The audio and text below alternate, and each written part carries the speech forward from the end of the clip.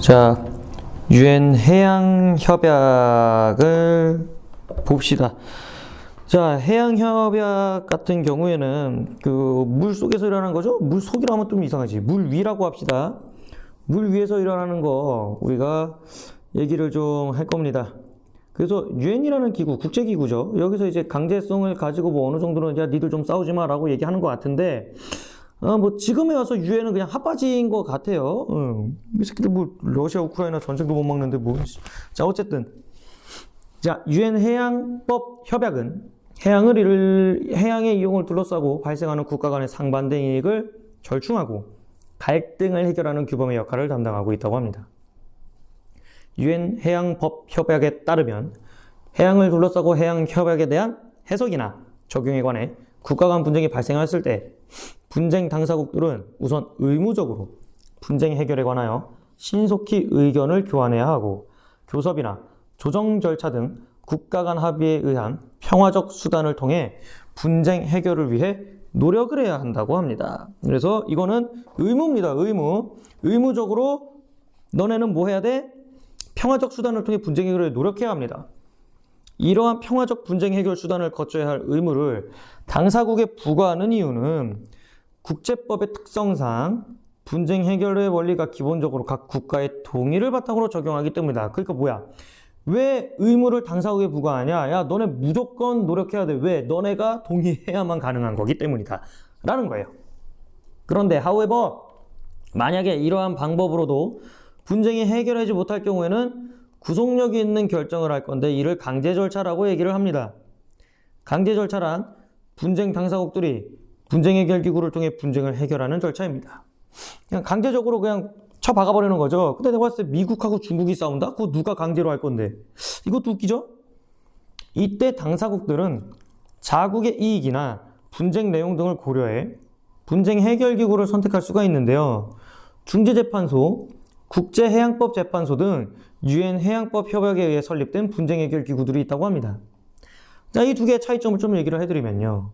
중재재판소는요, 필요할 때 당사국 간 합의를 통해 구성되는 겁니다. 그러니까 너네가 맞짱을 뜰 거야? 맞짱 떴어? 그러면은 생기는 게 중재재판소.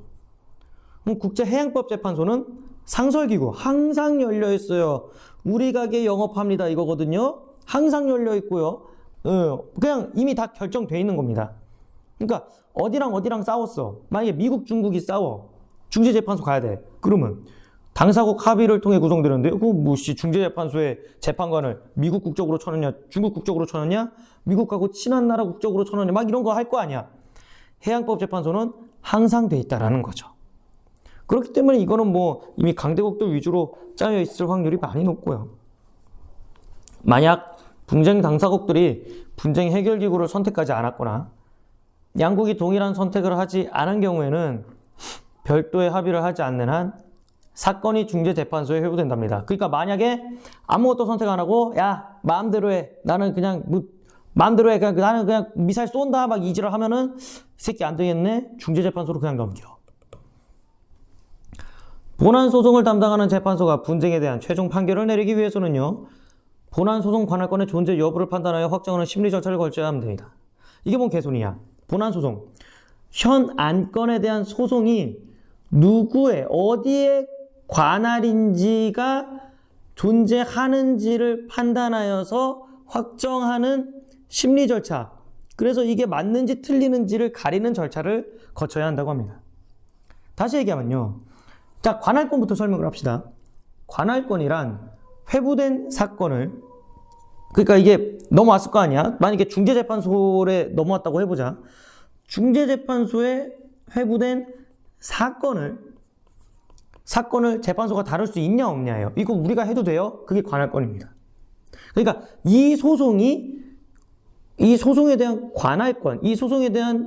관할권이 있냐 없냐, 이 중재재판소에 있냐 없냐를 따져봐야 된다는 거죠.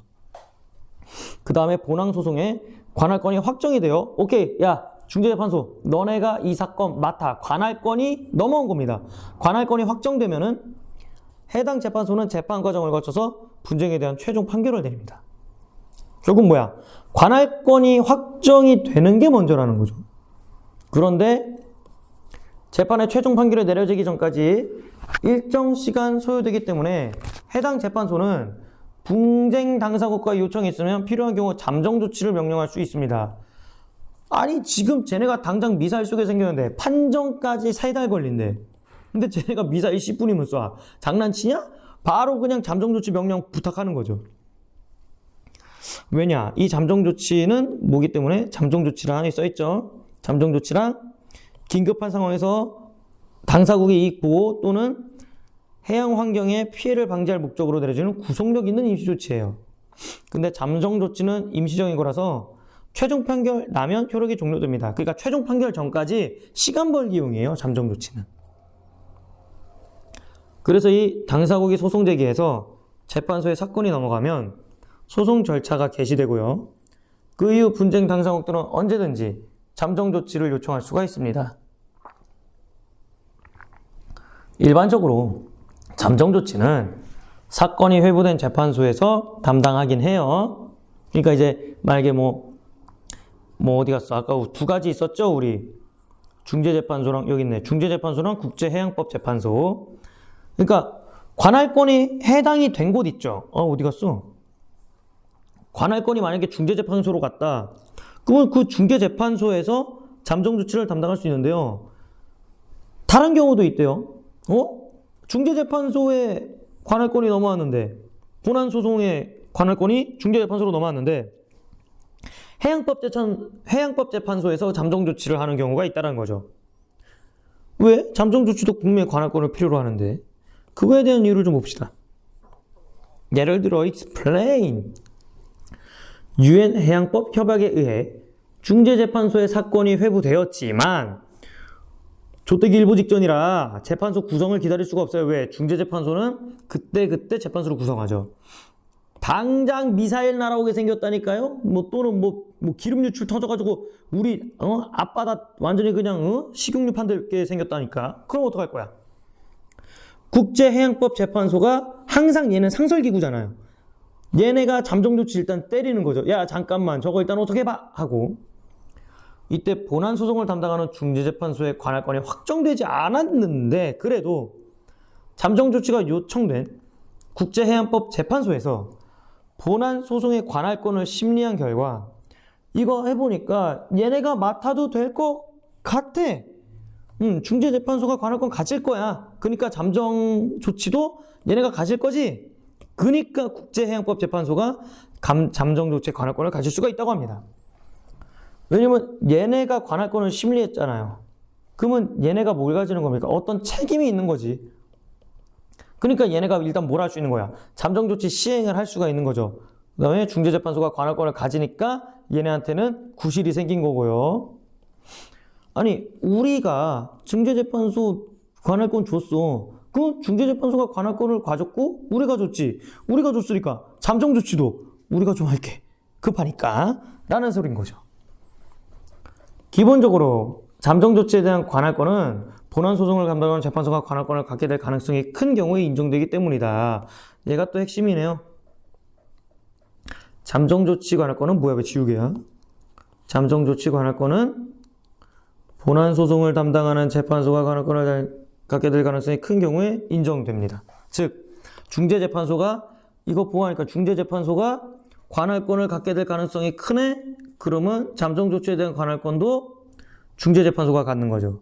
그렇게 되면 국제해양법 재판소는 어차피 본안 소송 관할권이 중재재판소에 있으니까 잠정 조치도 쟤네한테 있을 거라 판단하고 그냥 때려버리는 겁니다.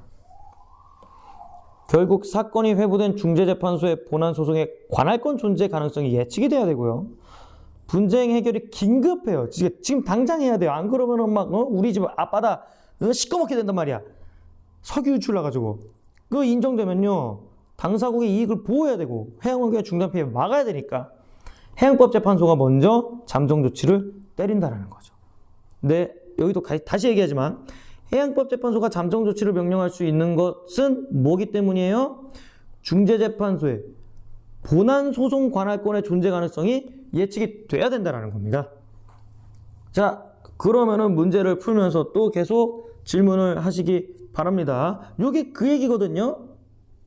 이거 좀 읽어보면 미리 얘기해 드릴게요. 이거는 자, 유엔 해양법 협약에 가입된 A국과 B국 간의 해양을 둘러싼 분쟁이 발생했대요. A국은 B국의 공장 건설로 인해 우리 집 앞바다에 해양 오염물질 유출을 우려. A국이 우려해요. B국과 교섭을 시도했는데 B국이 족가라마이신 시정, A국은 국제해양법재판소를, B국은 중재재판소를 통한 재판을 원했어요.